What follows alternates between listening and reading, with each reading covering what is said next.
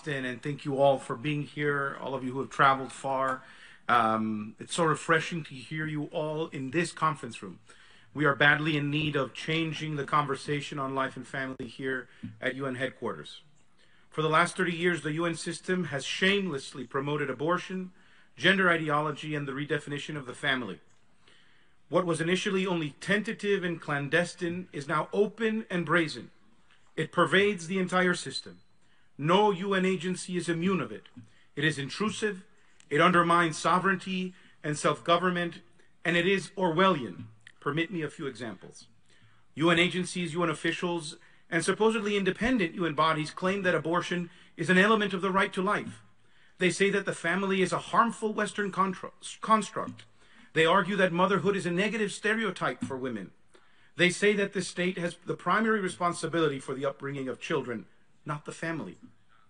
They openly call for censorship of pro-life and pro-family views.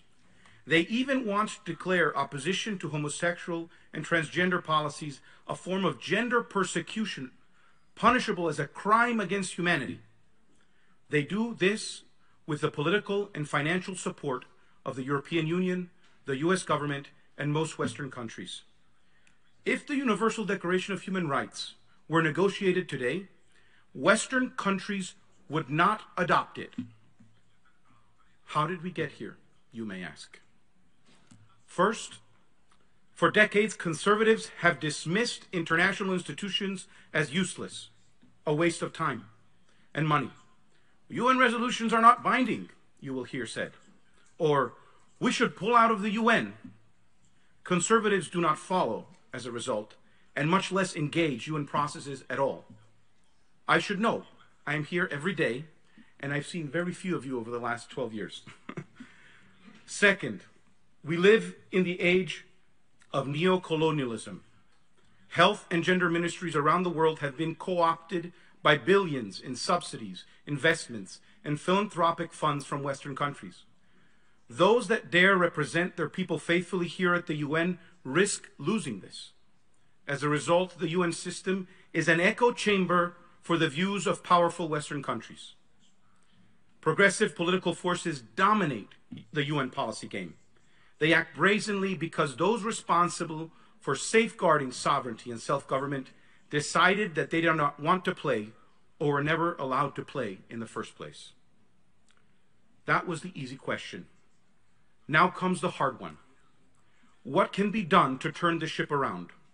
What can you do when you go back to your respective countries? You and you alone can answer that questions.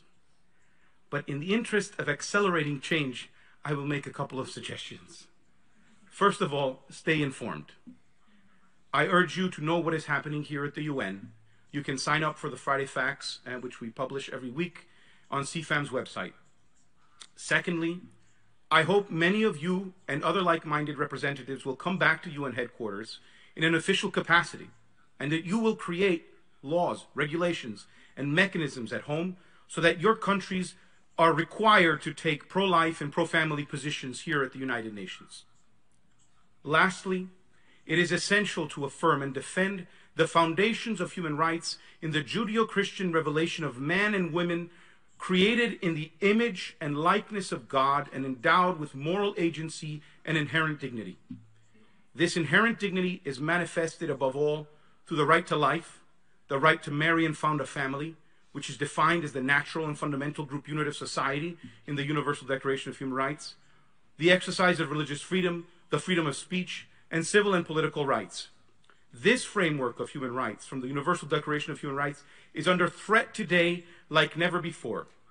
Transhumanists want to move to a new paradigm where human beings are no longer seen as free moral agents with inherent dignity, but socio-economic products that can be improved and controlled by technology. They want to move away from the messy business of sovereignty, democracy, self-government, to a more efficient rule through diktats of international expert committees, mostly composed of European bureaucrats. In this framework, the only thing that matters are economic rights. Civil rights are expendable. Freedom of speech and freedom of religion, as we saw during COVID-19.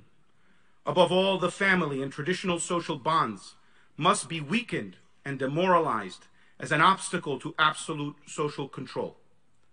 The transhumanist forces want to begin to ratify this social control structure next year in a UN agreement called the Global Digital Compact. I hope you will all help us to fight this. Nothing short of a revolution in international policy will do if we are to reclaim the Human Rights Project. I ask all of you to help us launch this revolution. Thank you.